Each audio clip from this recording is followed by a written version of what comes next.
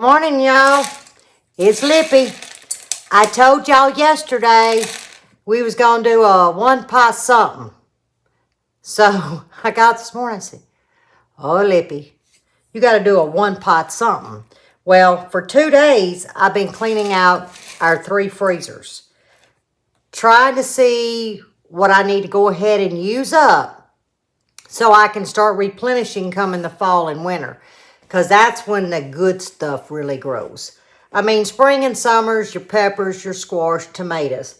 But man, your good brassicas, your greens, turnips, mustard, all that good stuff, y'all, I got to make room because I'm being optimistic.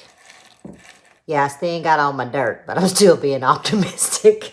So I was digging, I said, oh, I got some Italian sausage. I know what I'm going to cook. And y'all, it is overcast, cloudy, still misty, raining. Yesterday, if y'all saw my hodgepodge video, I showed y'all where that limb came down and hit the sugar shack. And then I, did my best to get it off and move it. Well, I pulled my back out. And let me tell you, it screams. So today, I am staying completely inside. I am taking it easy. The deep freeze that I was working on is the chest, not the uprights. So I was having to bend over, and there's just no way I can do that. So we're going to do a one-pot dish that is one of our favorites. Now, usually I do this in late fall, especially into winter, because I use mustard greens and turnip greens. But I don't have that. But what I did have in the crisper was some baby spinach. So that's going to work. So I'm going to drop the camera down, and I'm going to show you what I'm working on. Can y'all hear that? Sounds crunchy, don't it? Y'all, I'm working on some dried navy beans. I'm going through here. Can you see my little pile? Make sure there ain't no rocks. I don't keep no bent up beans. But this is just a pound of dried navy beans. Now, once I get them good and rinsed, a lot of your bad beans will actually float to the top. And we'll get those skinned. But this is the first thing we have to start on, is going through our beans. So I'll finish going through these, and then we'll get them in a pot. Can y'all see down in the pot? All I did was rinse my dry navy beans, put them in this pot, and I added about that much water to the second knuckle. We're going to bring these up right at a boil. Soon as it reaches that boil state, turn the fire off, put a lid on, and remove them from this hot eye. I told y'all we'd have a couple of floaters. See? Any like smush bean, bad bean, they'll literally float to the top. Now, this was just standard tap water in here. But the reason why I do it like this, as soon as it gets right to that boil state, I take it off the heat and I cover it 30 minutes. I do that because that's the way I tenderize. I don't let mine soak overnight. I personally don't like that milly texture by soaking overnight does, but that's just a preference. If you want to soak them overnight, that's great. I don't like that. So I found that by doing this, and this is the way I've done it for years, it tenders the bean, but they don't sit there for so long and get milly, in my opinion. So that's all I'm going to do. Bring it to a boil, take it off the heat, cover it. 30 minutes. But now I will drain this water off. Okay? You still wondering what we're cooking? And these are the ingredients that you're going to need to pull this off. Of course, the navy beans are soaking. And what I do is I always prep my vegetables and I get my station ready while the navy beans are sitting for 30 minutes in that hot water. So left to right, I will be using about a tablespoon of tomato paste. We'll measure it as I get to that point. But in the back, you're going to see 8 cups of liquid. This is 6 cups of chicken broth and 2 cups of water. Now you can have it, and I'm guesstimating 8 cups is what it's going to take of liquid. In the back, we're going to season with my clucking good, salt and pepper. Let's move to the middle. There is a cup of diced onion. Now this is Vidalia onions. It's a sweet onion. There's a cup. There is 1/4 of a cup of diced carrots. Maybe a little bit more than 1/4 of a cup. There's 1/4 of a cup of diced celery. 2 heaping teaspoons of minced garlic. 2 bay leaves. To your right is a pound of hot Italian sauce. In the back, I've got approximately 2 cups of baby spinach. It's just that easy, y'all. But like I said, if you don't have Italian sausage, fennel and garlic will bring that ground chuck home, so you don't feel like you're missing out. Now, like I said, I'm using spinach. This is what I had left in the refrigerator. That's what I'm going to use, and it's about 2 cups. I washed them, dried them really well in a clean rag. I just mashed them. That's all I did. I didn't put them in a salad spinner. But this dish here is actually made, like I said, in the winter months, and we use mustard greens and turnip greens. The flavor is so good. But hey, it's good too with spinach. Of course, this is my first time to use the spinach. I've got my beans sitting over here draining. I'm sitting on about a medium-high heat, number 8, and I'm just going to break my meat up. Now, I'm not going to ground it up to where you can't tell it's meat. I like to keep a good bite size of my sausage. Now, I didn't add any EVOO, olive oil, because I think this is going to have enough fat. If not, I can add some. And we'll know that in just a minute. I'm going to add just about a tablespoon. Oh yeah, we're going to let this meat sit here, get brown before we start moving it around. So it was leaner than what I thought it was. Oh yeah. Got a little bit of stickage at the bottom, but don't worry, those onions, carrots, and celery will pull it right up. Now, I'm not going to cook this fully because I've got to get my vegetables tender. So at this point, I'm going to add my vegetables.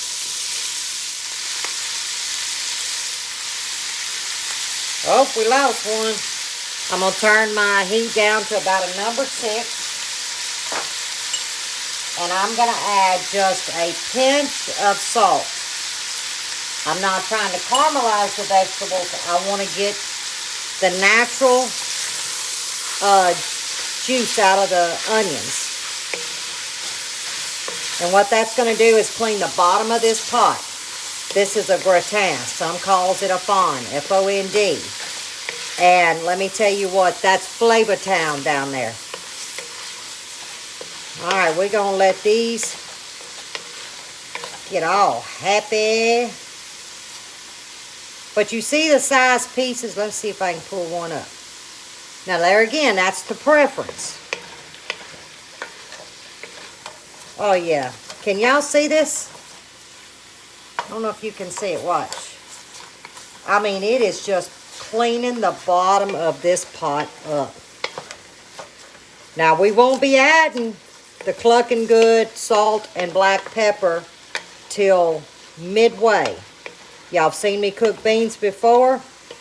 I don't salt or season my beans at the onset. They just won't take on the flavor, guys. You got to get them beans tender, and then they'll absorb all of that goodness. Oh, yeah. Now, I want these to cook a good 2 or 3 minutes. I need them translucent. Oh, we looking good. About 2 minutes. We looking good, y'all. It went about 2 minutes. Now, the 2 teaspoons of minced garlic going in. We're just going to give it a little stir. We're going to make us a well.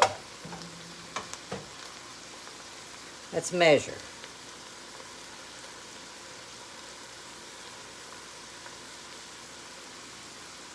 A tablespoon of this tomato paste. Remember, I always showed y'all, let it sit there, let it cook.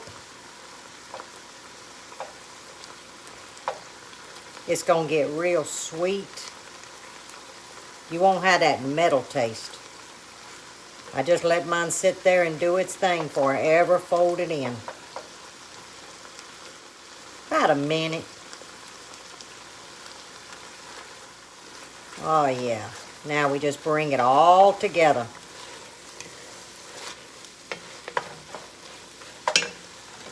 We're going to add our...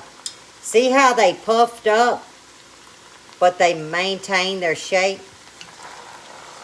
So we add our navy beans. You got to be easy now. You don't want to tear them. Oh yeah. 2 bay leaves. We're going to cover it with the 6 cups of chicken stock and the 2 cups of water. If I'm short, I'll just add a little bit more water. But I don't think I'm going to be short. Look at there, look at there. On the money. Y'all.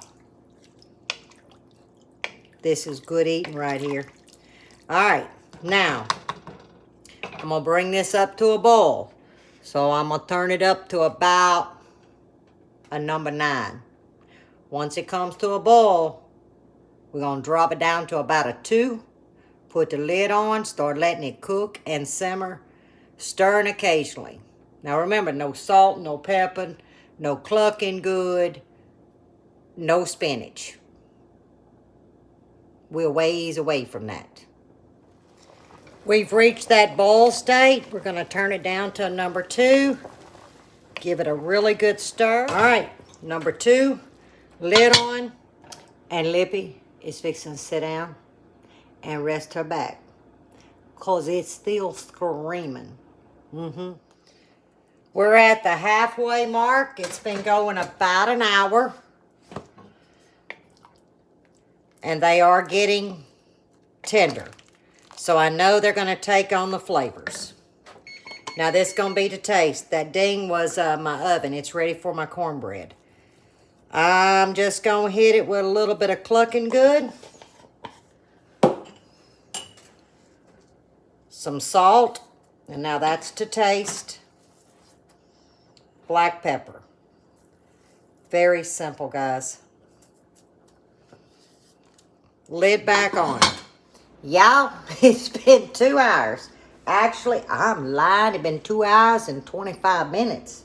I just looked at the clock. But we are there for the spinach. So, let me show you where we're at. Okay? Time got away, but my beans was a little on the more tough side. It wasn't a top shelf bean. I can't even tell you where the beans come from. They was in my stash. Okay, I've moved my heat up to about a number 5. And I know that my beans are tender. 1, I tasted 1. 2, I've been coming through here and just kind of mashing them. What that is, that's going to give me a good thickening to this stew. Y'all, it smells so good. But I did take the bay leaves out, okay? Now, in goes about 2 cups of spinach, baby spinach. Oops. Yep, I missed one. Y'all see that? Look. I take it out just like I do a green. Well, I missed this one too. Lord, where was my head? Oh, here's a good little piece. And the reason why I got my heat cranked up to a number 5, I want to get it up to a good bubble, right? And this spinach is going to wilt down in no time. Okay, can you see that? It's starting to come up. Get some higher temp. Give it a good stir. That's all I wanted it to do. There we go. Now, this is the point that you need to season it. Taste it and season it. Mine don't need no more because I already sampled it. Once, twice, maybe 3 times. So, by 4 o'clock, yeah, 3:50, 4 o'clock, I'm putting the lid on, turning the fire off, and we're going to eat about 5:45. But I'm going to sample between now and then. Y'all hear that noise? That's coffee. See, Lippy's brain don't work. Come 3 o'clock, I got to have that coffee. It's 3:21. So, what was I saying? I'm just put the lid on, turn the fire off, walk away, make you some cornbread. I done made mine. Y'all, it's sample time. Boy, want me to spill this. Y'all look at that. Look.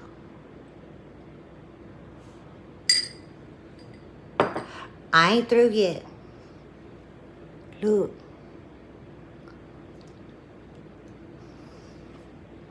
Y'all. You can't beat cornbread. All right, here goes. Normally, I'm just going to tell y'all, I normally take my piece of cornbread in my bowl and I set it off to the side. So that juice kind of breaks that cornbread down. Well, now I done fell in. That's even better. All right, here goes. Lord, this is hot. I told you I was just sampling. Oh, Lord. It'll be all right.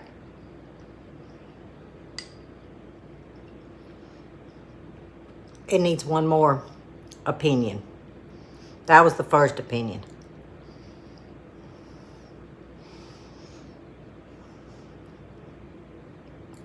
Let's try a third opinion, just in case. Got to get some of this spinach, though, remember? If I can get it up on my spoon. That's good enough.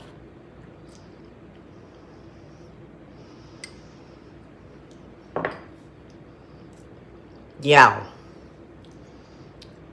The first opinion gave it a 10. The second opinion gave it a 10. The third with that spinach, solid 10.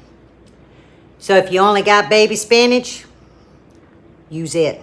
Y'all, this is good. That'll feed a lot of people now. Great leftovers too. But this don't break the bank. The cost of food these days, I'm going into I call it my archives. And I'm grabbing stuff, cleaning freezers, reorganizing, and I'm pulling food together. But I bet you I didn't pay 50 cents to $1 for that bag of beans.